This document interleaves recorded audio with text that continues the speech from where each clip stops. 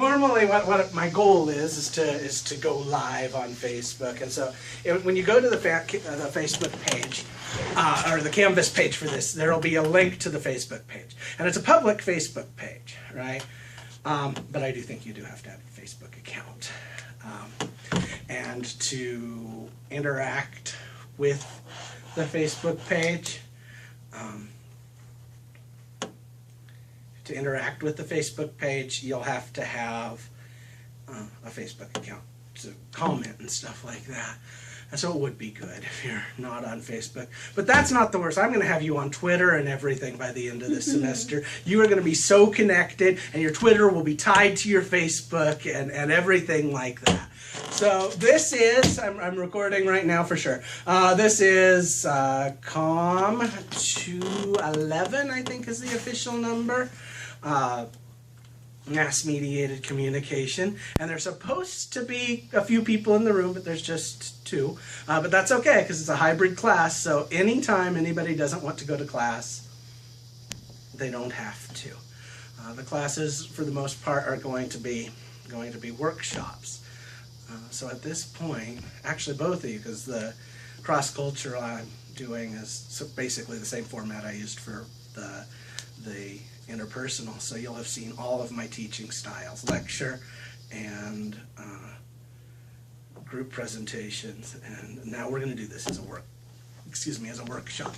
And basically the idea of a workshop is you get on Canvas and you look at what the assignments are, and you kind of work on them to start out the week, right? You look at what's the assignment at the end of the week, you kind of work on it to start out the week, or not. Actually, you could decide I'm not going to do any work all week long, and then you show up to class, and we will actually do the homework in class if you want, right? So you can either have kind of started it and have something to work on, or you can have not started it at all, and then you'll still have stuff you need to do when we're done. But that's kind of the idea, is that as we go through the semester, you're going to have, you're going to look at the Canvas page, you're going to see what you do at the end of the week, and assignments are always going to be due on Thursday at midnight, right? And we'll have the workshop on Wednesday at 10. So if you haven't gotten anything done by Wednesday, the workshop is a chance to come in and save yourself. Oh no, I'm in trouble now, and I don't even know. At one point you'll be writing HTML code, and maybe you've never done that before. And we will sit down and we will be in here and we will write HTML code. That's what we'll do, right? And so if you haven't done it, now the book tells you how. The book tells you how. You follow the book, you should have it. Maybe though you follow the book and you think you've got it, still want to come to the workshop and make sure you've got it. We do have two books for this semester. The first book is Journalism Next by Mark Briggs.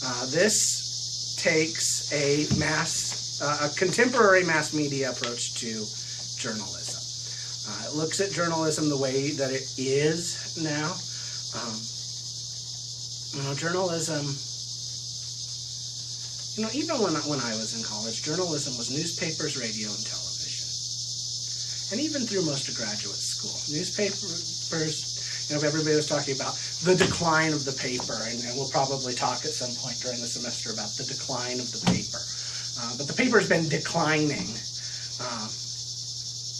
probably since the 19th century. There have been fewer and fewer and fewer subscribers to newspapers. We kind of reached this ultimate top in right after the Civil War. Everybody was reading newspapers, and then the war was over, you didn't need the paper anymore, and then there was radio, you didn't need the paper anymore, and then there was television, you didn't need the paper anymore, and then there was the internet, you didn't need the paper anymore. Now, I don't think newspapers are going to go away. I think there's always going to be something printed on newsprint that you can get sometimes, right? I think that's always going to be, just like I don't think any media ever really goes away. Well, what about chipping things in stone? We'll walk down to the graveyard. There it is, a whole bunch of stuff chipped in stone. There are masons right now, and that is their full-time job, is is writing things in stone. That's mostly what they do. So I don't think it's going to go away. I don't think the newspaper is going to go away. I think typewriters are going to go away, though. But I think most media doesn't go away, and I don't think newspapers are entirely going to go away. But what journalism is now doesn't necessarily aim at the printed page. And so this book is really good for taking us through that and taking to journalism to what it is now. Now, there are things I don't like about this book. It has no margins. That saves on paper, I suppose, and saves money. But I like margins. And that's basically what I don't like about it. I also don't like, I guess, I don't know, there's some practical things about how to do mass media that he just doesn't get into because he assumes you kind of already know it. And you don't necessarily. But I think that's okay because we've also got the other book. And the other book is the Associated Press style book. And the Associated Press updates their style book all the time, right? Much more often than like the American Psychological Association or the Modern Language Association update their style books maybe once a decade, maybe twice a decade, but not much more than that. The AP style book gets updated not quite every year. Not quite every year. But in other ways, it's very much, the AP style books is very much aimed at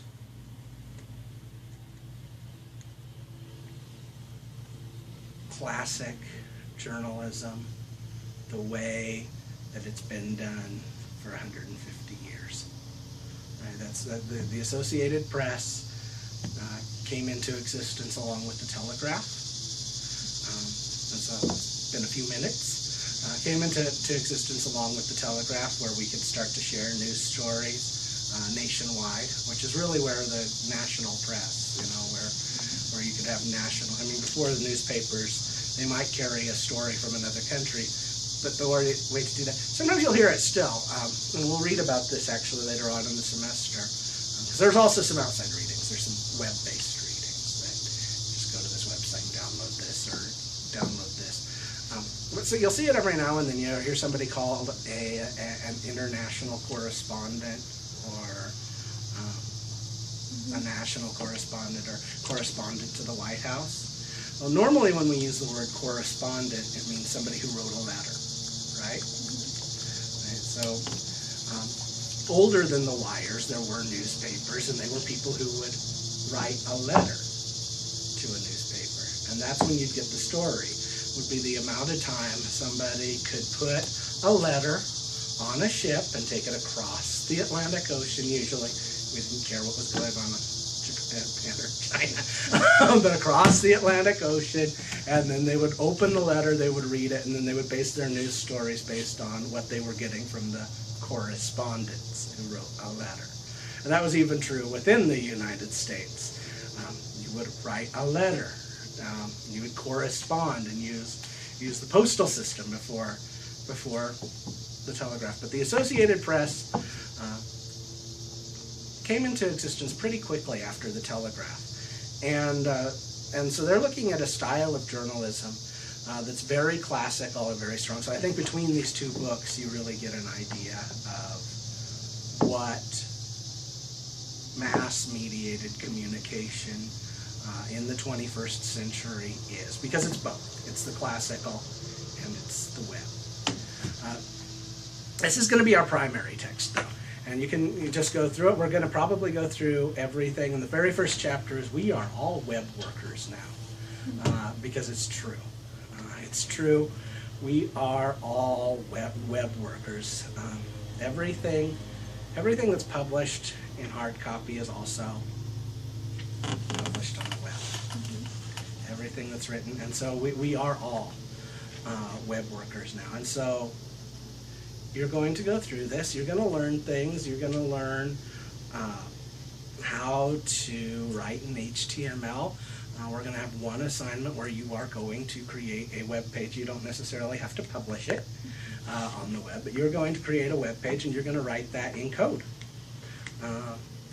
That's not going to be all that, if you've done this before, it's not going to be all that pretty or all that nice, and maybe you'll never write in code again after this, but you'll know what it means, and there's a certain kind of confidence that comes from that. So you'll learn to do that. You'll learn to write in code. You'll learn how to tie you'll learn about blogging and microblogging, and how you tie your stories to blogs and microblogs. So microblogs for the most part now are Twitter. I assume that there's still going to be Twitter is going to be the primary microblogging site by the time we get to that point in the semester, but we're actually dealing with technology on the level that it could change by mid-semester, and we won't be tweeting anymore, and people like, you still use Twitter. So we could be past that by mid-semester. It's possible, because this is the level of stuff going on here with this. So this is going to be one of our texts. This is going to be the other. Now, for the most part, the style book tells you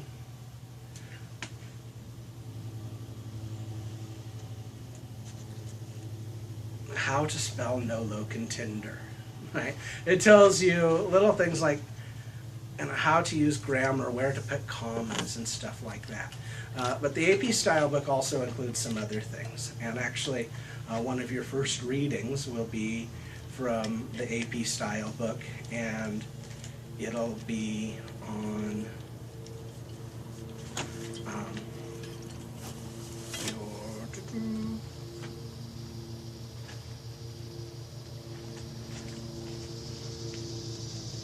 It'll be on news values. That's what it'll be on. But let's see if I can. Okay, statement on news values, page 307. There's kind of, and you'll write a little bit about that. But like I said, the concept of news values, what makes something, what is appropriate behavior for a journalist? Because journalists have to do certain things. Now, it may be that when you actually get out and you're working in the field outside of this class, you may be in something that does not follow AP guidelines. But even then, you should probably follow AP guidelines. You may be in a place where they say, no, we allow anonymous sources at our news organization. We allow them all the time. Just don't worry about quoting anybody. Well, okay. Then 3 years later, you're looking for another job, and they're going over your portfolio, and they're like, this person uses an awful lot of anonymous material. You're not going to get your next job then, right? The AP manual tells us all this. So you're going to learn that. You're going to learn news values. You're going to learn some basic laws regarding journalism, which are different. And so you'll go through and get all of that from this. It's good stuff. You'll probably, for the rest of your life, buy one every year. Every couple of years, because if you're going to be working in the field of journalism, more and more this is online too. The first reading you'll have from this, they also put on their website. So if you don't have this right away, that's why I actually chose it as the first reading. So it's also on the website for free, and so if it takes a few weeks to get that because of financial aid or anything like that, that's fine. So is there anything that you want to know right away to start with? It's going to be a different kind of class, but I think we'll have fun. Not maybe as much fun as role playing, but I think we'll have fun. How much writing is going to be involved in it? A lot, yeah. Actually, but none of it long. Oh, that's good. None of it long. But actually, you'll probably write something almost every week. Okay. But none of it long. The longest things, we will actually be publishing some news articles before we're done. That's another thing. It's also on the syllabus. I didn't bring in the syllabus. You can look at it on Canvas. But it's also on there. 50 points for everything you get published. Really? Yep. And that includes the No, Mustangs? every journalistic piece you get published as you go through the semester. You might say, well, that's cheating for Cloudy. He's going to have to, he has to Yeah. get something. No, it's not. It's fair. It's fair. Because he's already, but I'm going to do that. 50 points. Now, 50 points, this is out of, I think, 1,500 total. So it's not going to be like, that's the difference between an A and a B very often. But it's, for this course, every time you get something out there, published anywhere in a journalistic format, so short stories or not journalism, like anything you get out there in a journalistic format as we go through, you're going to get 50 points. I'm thinking that for this class we'll get a minimum of 2 pieces for everybody. Published, just you will be required to submit. Oh, that sounds really dominating of me, isn't it? You will be required to submit. You will be required to submit stuff to editors. There are 2 assignments that you have to submit to an editor. One of which you have to submit to the Mustang. The other one you can submit anywhere you want to submit it. There are 2 that you have to submit, but I'm not going to require for the course that you get published, right? Because those are 2 different things. I submit 4 or 5 articles a year and maybe get 2 published. And that's kind of the way it goes. You do a lot more writing than actually anybody ever sees. That's a sad world, but that's okay. That's okay. So you're required to you're going to be required to submit 2 articles as we go through, and so likely I'm thinking you'll get them published, right? I'm thinking you'll submit them and they will be published. So that's 100 points, right? Extra.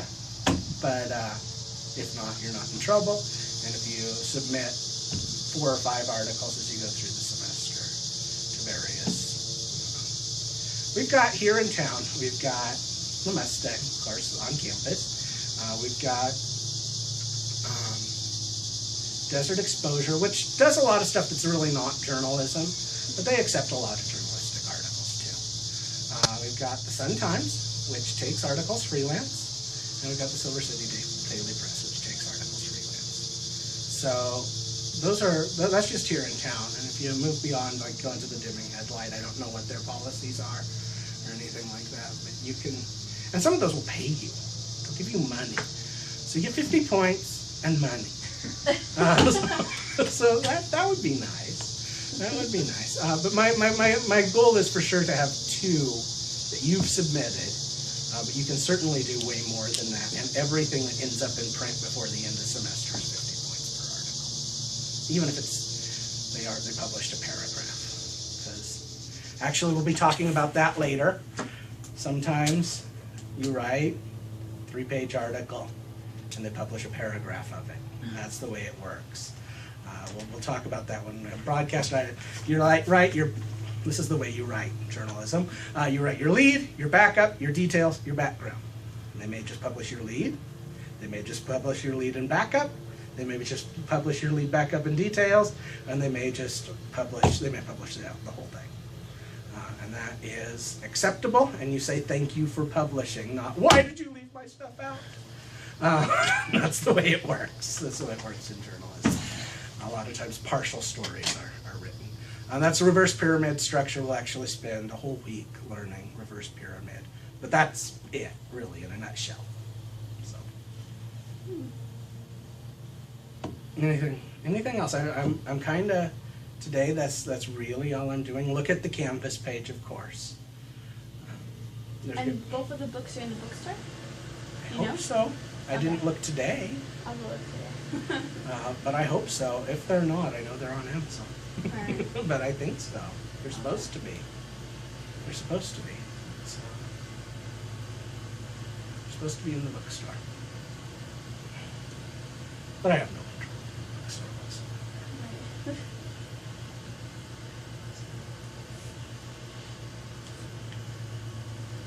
Okay. Well, honestly, I'm okay if I see you in a week. You look at the assignments on Canvas, or even if you don't want to go. This really is, the workshops are optional. If you can make them, they will help, because even if you've done everything right, you get another set of eyes from the other students and from me on it before you actually submit it. The workshops are optional though. And you can also work through, hopefully I'll get it figured out how to go live. And I don't have to record the next one, but hopefully I'll do that. And so you can also interact then through the Facebook page with the workshop if you can't be physically there. And that should all work out. So if no one's at the workshop, does it still go on? It'll still go on. I'll go live, and people can submit questions via Facebook. And if nobody submits questions via Facebook, I might just talk about the assignment a little, and like 5 minutes. I'm not going to wait 20 minutes, right? If people don't show up and nobody's interacting on the Facebook page. Right. But if nobody's there and nobody's interacting, I'm going to go. Because the workshops are going to be to work, and if it's not necessary, it's not necessary. Cool. So if you don't need it, if you've got it all figured out, it's fine. And I don't want the workshops to really give much of an unfair advantage to people who can't come.